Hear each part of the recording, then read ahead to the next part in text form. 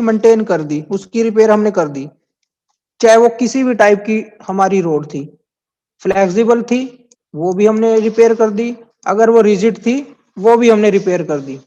ठीक है, अब क्या रह गया रिपेयर करना? रिपेयर करना रह गया अब ये साइड के शोल्डर, साइड के शोल्डर।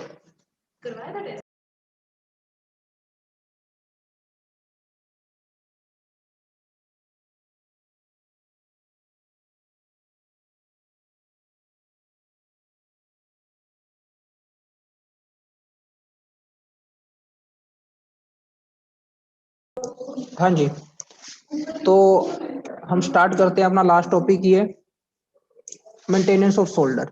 शोल्डर जो हमारे डेटोरिएट हो जाएंगे टाइम के साथ साथ, उसको बस ठीक करना, शेप में रखना है proper. Shoulder are very important part of highway system and thus their maintenance is essential. ठीक है, तो ये भी हमारा एक इंपॉर्टेंट पार्ट है हाईवे का या रोड का, इसीलिए इनकी मेंटेनेंस भी जरूरी है। शोल्डर प्रोवाइड, ये हमने पढ़ ही लिया है शोल्डर किस काम आता है।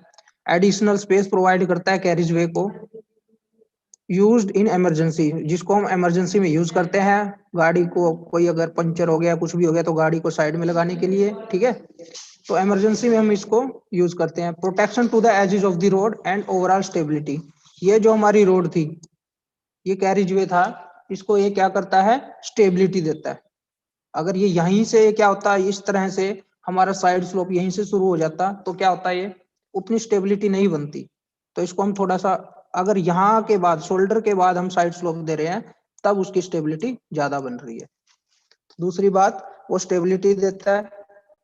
And last, space for low speed vehicle like cycle, cart etc enable high speed vehicles to overtake them easily। जो हमारे स्लो स्पीड में चलने वाले व्हीकल हैं, जैसे पैदल कोई चल रहा है, पेडिस्ट्रियल है, साइकिल है, ठीक है, बैलगाड़ी है, तो उन वो भी इस स्पेस को इजीली यूज कर लेते हैं।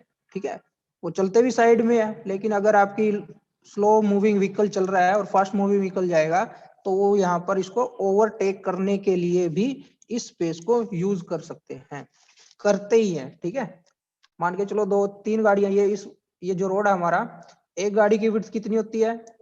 2.44, 2.44, और ये हमारा वन लेन का रोड है, तो इसकी जो विड्थ है वो कितनी होगी? 3.75, कितनी होगी? 3.75।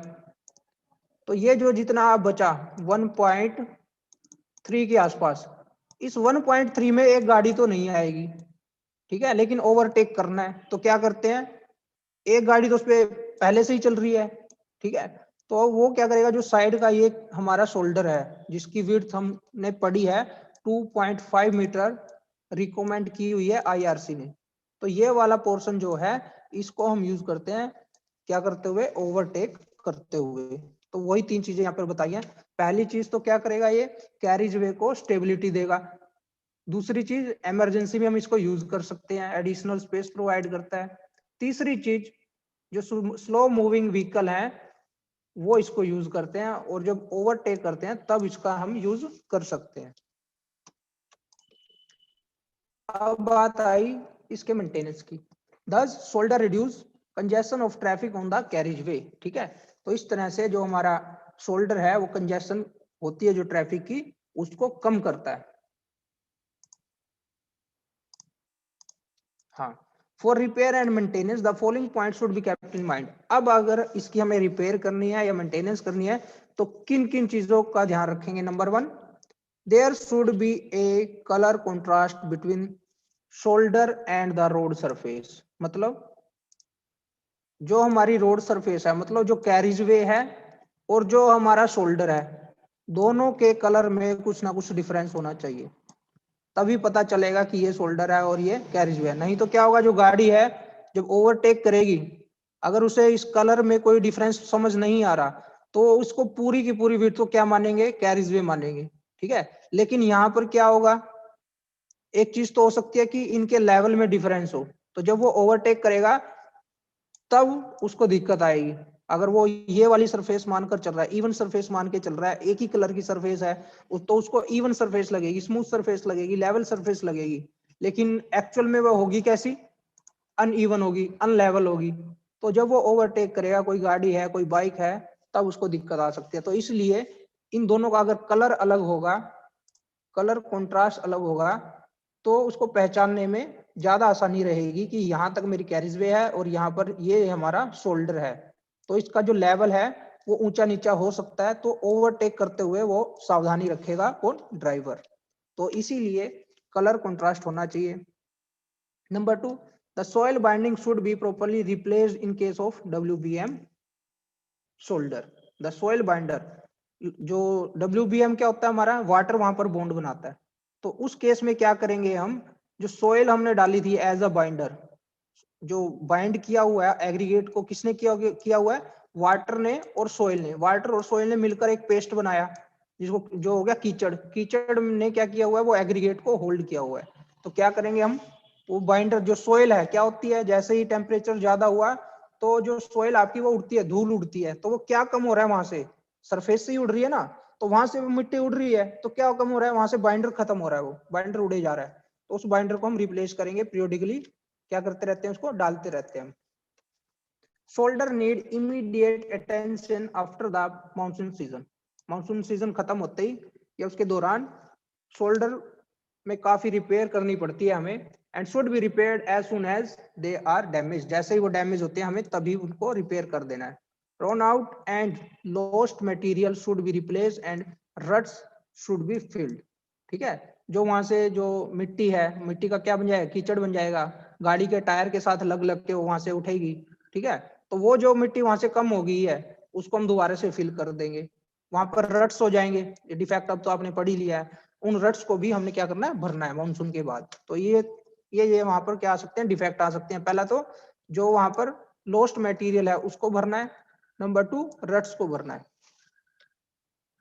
Dust nuisance can be effectively prevented by providing proper surface treatment और by spraying dust palliatives।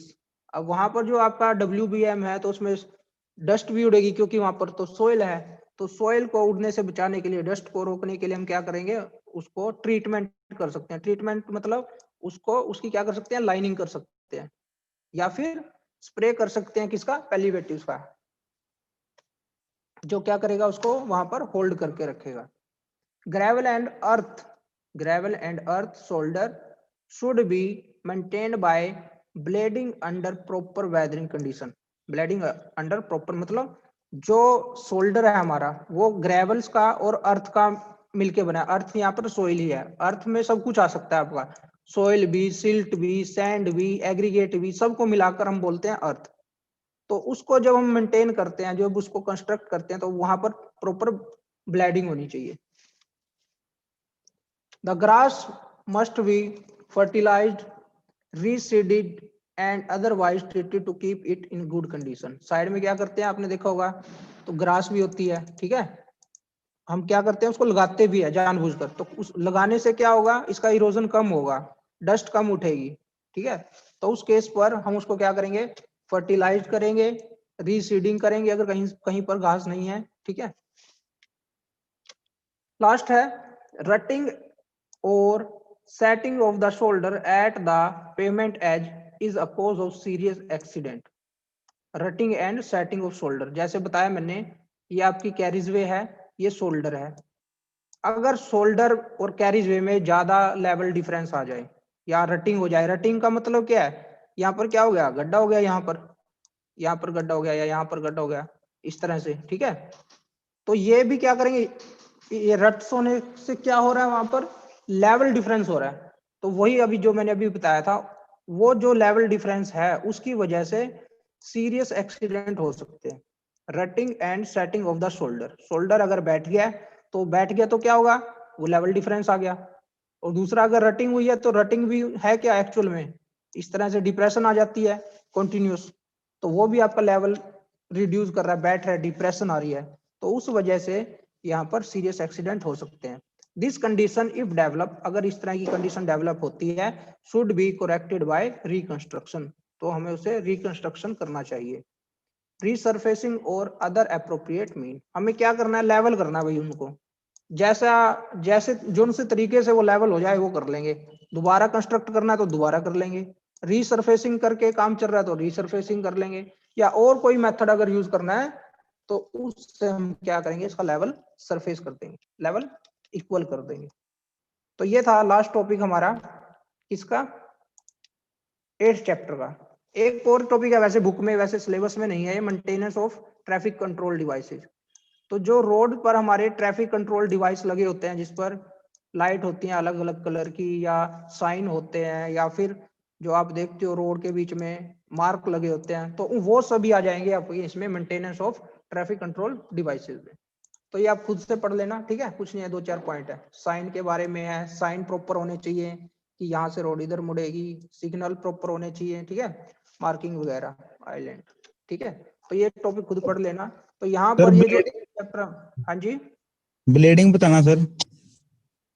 Topic में आया था ये सर सेकंड लास्ट में पीछे। सेकंड लास्ट,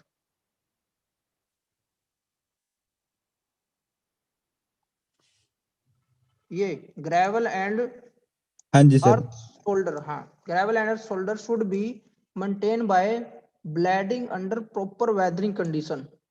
ब्लेडिंग वैसे इसका मीनिंग मेरे ख्याल से मिक्सिंग होगा, ठीक है। Gravel and earth shoulder should be maintained by blending under proper weathering condition. हाँ, इसका मतलब जो वो शोल्डर है हमारा जिसको हमने मेंटेन किया है, या तो वो ग्रेवल का बना होगा, अर्थ का बना होगा, तो उनको क्या करना है, ब्लेडिंग करना, अच्छे से मिक्स करना है। अगर वो मिक्स नहीं होंगे तो क्या होगा, जो सोइल है वो अलग उड़ जाएगी, वो जल्दी उड़ेगी, वहां से डस्ट ज्यादा बनेगी उसकी, अगर वहां उनकी दोनों की मिक्सिंग नहीं हुई अच्छे से। तो ये था हमारा चैप्टर नंबर 8।